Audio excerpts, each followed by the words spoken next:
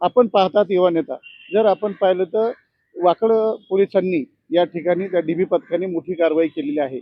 त्यांनी एकूण 25 गाड्या जप्त केलेल्या आहेत आणि एक आरोपीला अटक केल्यानंतर त्या तपासाअंती त्या आरोपीकडून अजून दोघांची नावं सुद्धा पुढे आलेली आहेत आणि त्यांना सुद्धा अटक होऊ शकते.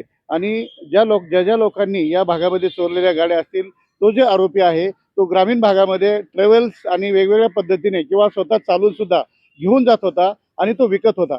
अशा गाड्या जर त्या ग्रामीण भागामध्ये गेल्यानंतर पोलिसांनी त्या रिकव्हर केलेल्या आहेत. अशा गाड्या नागरिकांनी घेऊ नयेत म्हणून वाकड पोलिसांनी सर्वांना आवाहन केलेलं आहे. जर समजा आपण अशा गाड्या घेतल्या तर आपणावर सुद्धा कारवाई होऊ शकते, असं पोलीस निरीक्षकांनी या ठिकाणी माहिती देताना सांगितलेलं आहे. वाकड पोलीस स्टेशनच्या तपास पथकाकडे गुन्हा नंबर 381/26 हा तपासाला होता.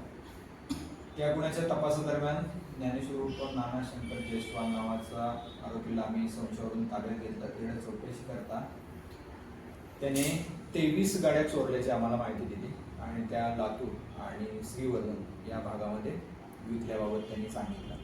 त्याच्याकडून आम्ही 23 गाड्या रिकव्हर केल्यात. त्याच्यामध्ये पिंपरी चिंचवड आयुक्तालय येथील 15 गाड्यांचा समावेश आहे आणि पुणे ग्रामीणच्या हद्दीतील 2 गाड्यांचा समावेश आहे. बाकी गाड्यांच्या बाबतीत आम्ही आणखी माहिती घेत आहोत. आणि त्याचबरोबर आम्ही दुसरा एक आरोपी ताब्यात घेतला, त्याच्याकडून 1 गाडी, आणि तिसरा एक आरोपी ताब्यात घेतला, त्याच्याकडून 1 गाडी, असं एकूण 25 गाड्या वाकड पोलीस स्टेशनने जप्त केलेल्या आहेत.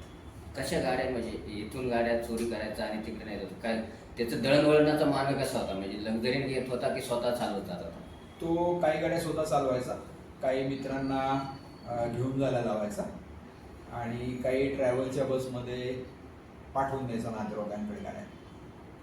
त्याची तो या अगोदर स्वतःचा टेम्पो चालवायचा, परंतु तो टेम्पो त्याने विकला आणि त्याच्यानंतर त्यांनी अशा प्रकारे चोरी करण्यास सुरुवात केली.